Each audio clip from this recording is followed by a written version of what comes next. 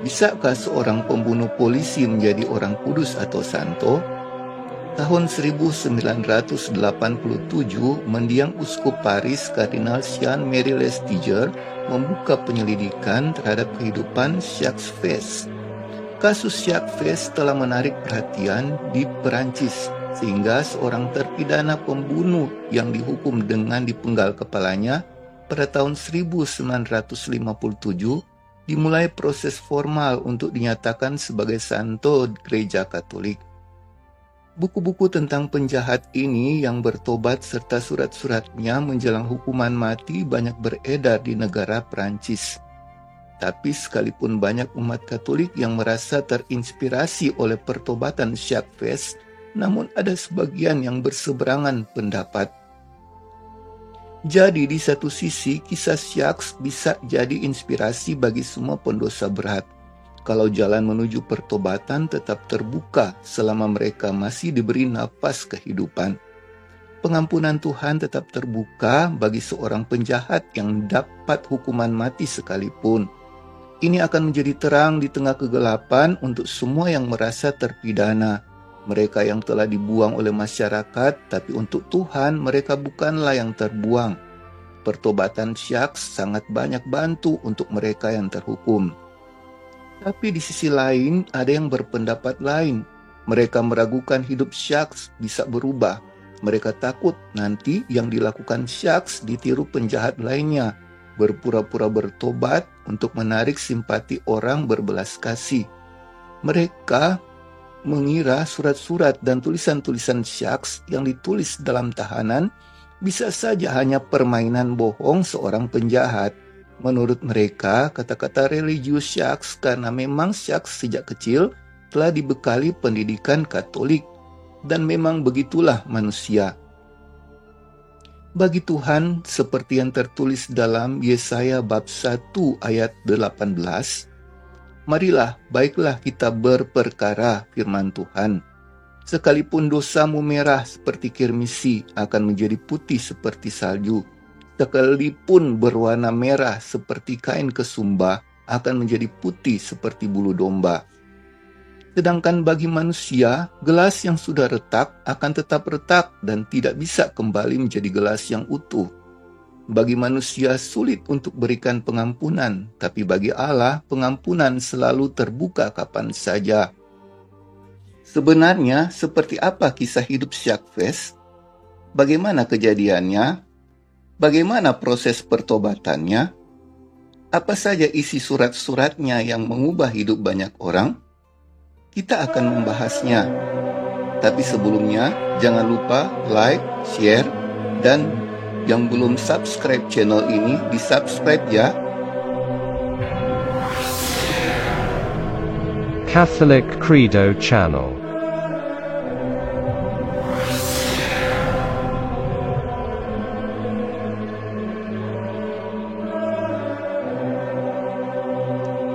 Dalam kitab Injil, Yesus memberikan sebuah perumpamaan di mana ada seorang bapa yang menerima anaknya yang hilang, di mana tertulis dalam Lukas bab 15 ayat 23 sampai 24. Dan ambillah anak lembu tambun itu, sembelihlah dia, dan marilah kita makan dan bersukacita. Sebab anakku ini telah mati dan menjadi hidup kembali. Ia telah hilang dan didapat kembali, maka mulailah mereka bersukaria. Perumpamaan ini merupakan cerita yang menggambarkan kasih Tuhan yang setia mengampuni dan bagaimana Tuhan bersukacita menerima manusia yang hilang. Tidak ada kata terlambat untuk menemukan kasih karunia Tuhan. Tanggal 25 Februari tahun 1954, Jacques Fes melakukan perampokan di tempat penukaran uang. Jacques mengambil pistol dan menodong Alexander Silberstein yang sedang bertugas. Tapi saat Jacques memukul kepala Silberstein, Silberstein berhasil bunyikan alarm dan seorang polisi bernama Jean Verny langsung berlari ke tempat kejadian. Syaks melarikan diri tapi sempat berbalik dan menembak liar yang akibatkan petugas polisi bernama Shane Verny tewas di tempat, sedangkan 3 orang lainnya alami luka berat. Syaks yang mau melarikan diri ke metro tertangkap beberapa menit kemudian. Kabar tentang kejahatan Sharkfest menjadi berita utama di Perancis. Kejahatan itu menciptakan sensasi dan menarik perhatian orang banyak. Prosesi pemakaman polisi yang terbunuh ada di semua siaran berita televisi, dan surat kabar memberitakan persidangan demi persidangannya, memberitakan semua yang berhubungan dengan Syaks. Tanggal 6 April 1957, Syaks dijatuhi hukuman mati, dan metode eksekusi di Prancis adalah kematian dengan cara pemenggalan kepala. Berita tentang Syaks sebagai sinetron di mana seluruh Prancis terpesona saat mengikuti kisahnya. Latar belakangnya serta pertobatan dan surat-surat serta tulisannya jelang kematiannya bagai pertunjukan sinetron. Syaks lahir dari keluarga kaya. Ayahnya seorang bankir sukses asal Belgia, tapi tidak beragama. Sedangkan Syaks dibesarkan ibunya dengan iman Katolik. Orang tuanya bercerai saat ia berusia 17 tahun dan Syaks tumbuh menjadi pemuda yang malas dan tidak ada keinginan untuk memiliki profesi apapun. Sangat egois, kelakuan buruk semakin hari semakin buruk sampai sekolahnya mengeluarkannya. Syaks meninggalkan imannya dan hidup hura-hura, berpesta, dan sekalipun ayahnya berikan pekerjaan di bank, dia tidak bekerja dengan benar. Pirate pacarnya hamil sehingga Syaks harus menikah dalam upacara sipil di usia 21 tahun. Tapi dia mengabaikan istri dan bayinya, malah menjadi ayah dari anak lain dan wanita lain. Dia mengundurkan diri dari posisinya di bank dan bersenang-senang dengan semua perbuatan yang tidak berarti. Di usia 24 tahun, dia yang sudah memiliki istri serta seorang putri, tapi masih memiliki anak juga dengan majikannya. Hidup hura-huranya bagaikan sampai dia meminta kepada ayahnya yang kaya untuk belikan dia sebuah kapal pesiar untuk dia berlayar ke Pasifik Selatan, untuk dia mau jalani kehidupan gaya hedonisme yang sempurna. Tapi keinginannya ini ditolak ayahnya. Dan Syaks yang putus asa mencapai puncak kejahatannya dengan melakukan perampokan yang sangat terkenal dan membuat Sharkfest dikenal banyak orang. Dia mengambil 300.000 franc dari kasir dan berlari keluar, tapi seorang polisi yang malang berusia 35 tahun menarik pistolnya dan memerintahkan Syaks untuk menyerah. Tapi dia menembak polisi itu dengan 3 kali tembakan di jantung. Dan polisi Shane Verny yang adalah seorang duda meninggal dunia, padahal dia memiliki seorang putri yang masih berusia 4 tahun. Syaks ditahan di sel isolasi dalam penjara La Saunte di Paris. Mulanya ia mengusir seorang pastor yang sering melayani para narapidana yang datang mengunjungi mereka. Tapi karena pastor itu tidak pernah menyerah dan tetap mendekati Syaks, yang akhirnya mereka menjadi akrab. Ada juga teman lama Syaks yang telah ditahbis menjadi imam juga setia mengunjunginya. Dan orang ketiga yang sangat berperan dalam pertobatan Syaks adalah Baudet, yang adalah pengacaranya yang adalah seorang Katolik yang taat. Bagi Tuhan tidak ada yang mustahil. Ketiga pria yang dikirim Tuhan ini menjadi sarana rahmat Tuhan.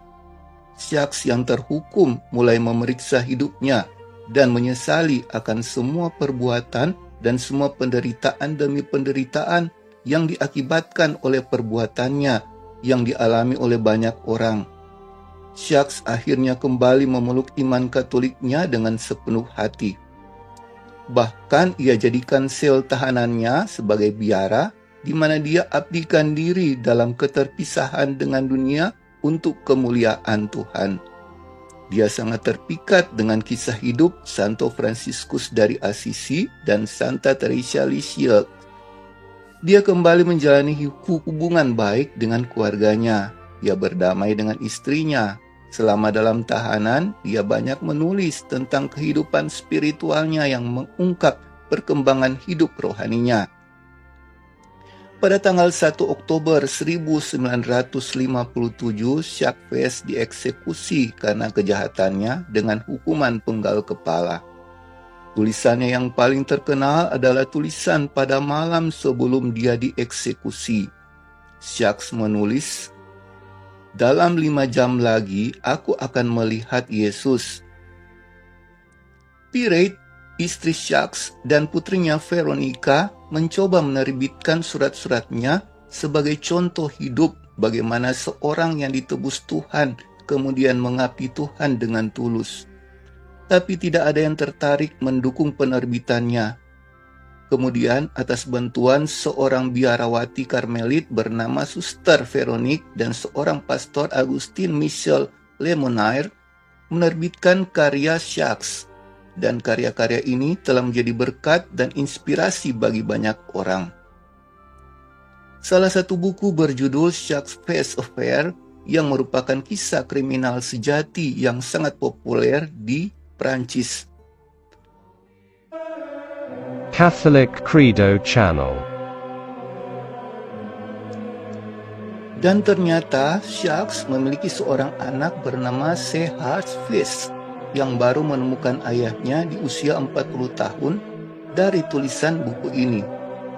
Sebelumnya anak ini Gerhard tidak mengetahui kalau ayahnya adalah seorang pembunuh terkenal. Gerhard dibesarkan di panti asuhan. Dia hanya tahu nama ibunya Therese. Gerhard tak pernah mendengar siapa ayahnya, dan karena keterbatasan dalam panti asuhan, membuat dia tidak mengenal tentang pembunuh Jacques Fes. Gerhard menemukan ayahnya dari buku yang diberikan temannya. Buku yang hampir dibuang karena awalnya dia tidak berminat membacanya. Tapi entah mengapa pada suatu malam Gerhard ambil buku itu dan dia terkaget.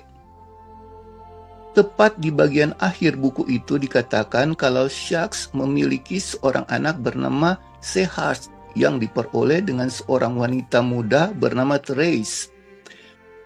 Tapi anak itu tidak tahu berada di mana karena ibunya telah meninggalkan dia.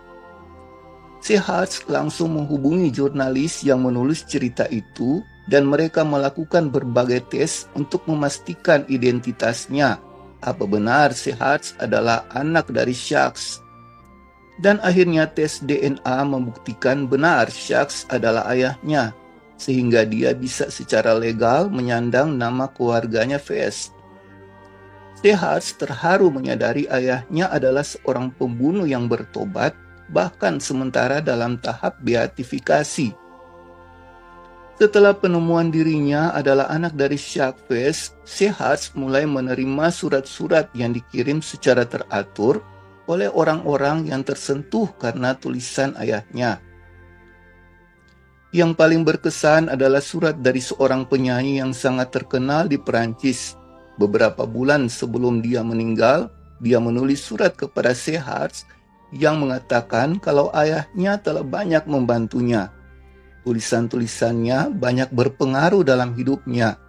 Dan penyanyi itu berkata kalau Jacques benar-benar adalah orang kudus. Tanggal 21 September tahun 1987, Kardinal Jean-Marie Listiger, Uskup Agung Paris, membuka penyelidikan tentang kehidupan Jacques di tingkat keuskupan. Tahun 1993, penyelidikan secara resmi di Roma dan Jacques diberi gelar hamba Tuhan. Pertobatan dari penjahat kita ketahui terjadi di Bukit Golgota, di mana Yesus disalibkan bersama dengan seorang penjahat yang bertobat yang memohon kepada Yesus, seperti yang tertulis dalam Lukas bab 23 ayat 42 sampai 43. Lalu ia berkata, "Yesus, ingatlah akan aku apabila engkau datang sebagai raja." kata Yesus kepadanya, "Aku berkata kepadamu, sesungguhnya hari ini juga engkau akan ada bersama-sama dengan aku di dalam Firdaus." Ada juga Santo Calixtus, seorang penjahat yang dihukum 2 kali, namun Calixtus bertobat dan menjadi imam, kemudian terpilih sebagai paus yang meninggal sebagai martir. Kemudian ada Santo Camillus de Lelis, seorang tentara bayaran yang bermulut kotor, penipu, dan pemabuk, tapi akhirnya bertobat dan menjadi kudus. Ada juga Santa Pelagia yang adalah ratu porno Antioquia di abad ke-5, di mana Santo Chrysostomus yang hidup di masa yang sama katakan, tidak ada yang lebih keji daripada dia ketika dia berada di atas panggung. Ada juga Santa Olga yang adalah istri Pangeran Kiev. Pangeran Kiev yang dibunuh oleh suku saingan, dan Santa Olga lakukan balas dendam dengan lakukan hal keji. Musuhnya dibakar hidup-hidup, yang lain dia kubur hidup-hidup, dan yang selamat dia jual sebagai budak. Tapi pertobatannya membawanya menjadi orang kudus. Tapi perbedaan Syaksves dengan mereka para penjahat yang bertobat dan menjadi orang kudus ini adalah masalah waktu. Kejahatan Syaks masih segar menyakitkan diingatan keluarga yang ditinggalkan dan penderitaan putri polisi yang dibunuh. Tak lama sesudah Kardinal Listiger umumkan untuk penyelidikan beatifikasi Syaks, putri polisi yang dia bunuh mengadakan pertemuan pribadi dengan uskup agung. Putri polisi tersebut mungkin keberatan dengan apa yang akan dilakukan pada Syaks. Banyak juga yang tidak bersimpati dan menaruh curiga. Menurut mereka, Syaks bertahun-tahun mengolok-olok Tuhan sepanjang hidupnya. Bisa saja pertobatannya itu juga adalah penipuan yang menjadi caranya menarik perhatian dan belas kasihan. Pro dan kontra Syaks diangkat jadi orang kudus dari seorang yang sebelumnya penjahat mengalami perdebatan yang tiada akhir. Diperlukan keajaiban karena perantaraannya yang bisa jadi bukti dia telah berada di surga. Yang kontra berkata, mengapa surga diam dan belum ada laporan yang mengaitkan Syaks dengan sebuah keajaiban? Sedangkan yang pro menanti keajaiban lewat perantaraan Syaksves.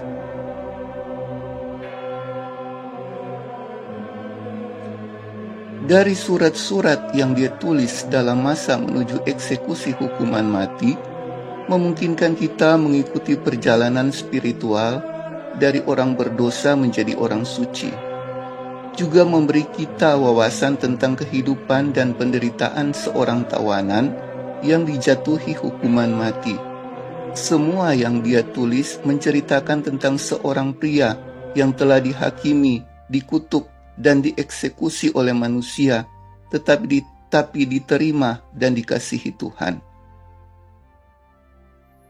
Ini adalah surat dari Syaksves untuk mamanya. Baru-baru ini saya memahami arti salib. Sangat luar biasa dan mengerikan. Luar biasa karena memberi kita hidup, tapi mengerikan karena jika kita tidak menerima penderitaan salib ini. Mama tahu, saya pasti mengalami penderitaan yang tidak terbayangkan dan persiapan untuk kematian yang mengerikan ini. Tapi, jika saya gemetar karenanya, itu bukan karena ketakutan fisik, tetapi karena saya sekarang lebih memahami semua kemurnian Kristus sebagai yang kontras dengan kekejaman saya. Apapun semua yang akan terjadi pada saya, tapi yang terpenting saya hanya akan diselamatkan oleh kasih karunia. Ya, kasih karunia saja. Apa yang harus dikatakan tentang orang lain? Banyak yang menderita sia-sia karena mereka tidak ingin mengatakan, terjadilah padaku menurut perkataanmu, dan meninggalkan diri mereka sendiri. Yakinlah Mama, kalau penderitaanmu akan sia-sia jika kamu tidak mempersembahkannya kepada Tuhan. Tidak seorang pun dapat pergi kepada Bapa kecuali melalui Kristus, dan tidak ada seorang pun datang kepada Kristus kecuali melalui gereja. Semoga Mama menyelesaikan hari-hari Mama dengan damai, berdamai dengan gereja, dan menerima ke dalam hatinya. Di tempat yang maha tinggi ada sumber belas kasihan, tetapi seseorang harus memintanya dan harus menempatkan dirinya pada posisi untuk menerima kepenuhan rahmat. Mama, setelah bertahun-tahun kita jauh dari Tuhan, bukan istirahat yang menantimu, tetapi pertobatan. Mama harus menebus dan meminta pengampunan dari Tuhan. Memang Mama tidak memiliki kesalahan besar dalam hidupmu, tetapi kekurangan yang besar. Kepasifan inilah yang harus diisi. Perbuatan kasih yang harus kamu lakukan sekarang. Tuhan hargai dan perhitungkan semuanya. Aku juga tidak mengutukmu, Mama. Eksekusiku yang membuatmu takut ini tidak apa-apa dibandingkan dengan apa yang akan dialami para pendosa di dunia berikutnya. Bukan untuk saya, Mama harus menangis, tetapi untuk dosa-dosa yang menyinggung Tuhan. Adapun saya senang Yesus memanggil saya untuk dirinya sendiri, dan rahmat besar telah diberikan kepada saya. Jika Mama hanya bisa merasakan untuk sesaat manisnya limpahan cinta ilahi, dan bisa menyadari gravitasi mutlak dari pelanggaran sekecil apapun, Tuhan harus diutamakan, jangan dilupakan. Dia memanggilmu dan percaya padamu. Kita kaya akan cintanya. Banyak jiwa yang terhubung denganmu, Mama, dan kamu memiliki hati untuk diberikan kasih-Mu. Mama harus pergi kepada Kristus, yang tanpanya kita tidak dapat berbuat apa-apa. Jika kita mencarinya, kita akan menemukannya, tetapi kita harus mencarinya dengan sepenuh hati. Saya selalu takut bahwa tanpa disadari, Mama mencari diri Mama sendiri daripada Tuhan. Kita adalah hamba Tuhan, oleh karena itu kita berhutang padanya untuk penyerahan penuh. Tuhan adalah milik pusakamu, oleh karena itu kamu berhutang terima kasih kepadanya. Di atas segalanya, jangan mencari keinginanmu sendiri, tetapi keinginan Tuhan. Tutup semua pikiran lain, jangan berdebat. Berdamailah dengan gereja dan berdoalah secara teratur, yaitu rosario dan sejumlah doa yang harus didaraskan setiap hari. Hadiri misa pada hari Minggu dan berkomunikasi sesering mungkin dengan Tuhan. Perawan Maria yang terberkati melindungi saya, menunjukkan kepada saya jalan yang harus saya tempuh dan apa yang diinginkan putranya dari saya, sehingga penderitaan saya diubah menjadi sukacita, dan itu banyak mengurangi penderitaanku di saat-saat terakhir ini. Bunda Maria membuat saya lebih memilih dunia lain daripada dunia ini. Jika saudara merasa diberkati oleh video ini, berikan like dan share video ini, dan jangan lupa yang belum subscribe agar subscribe channel ini ya. Tuhan Yesus memberkati.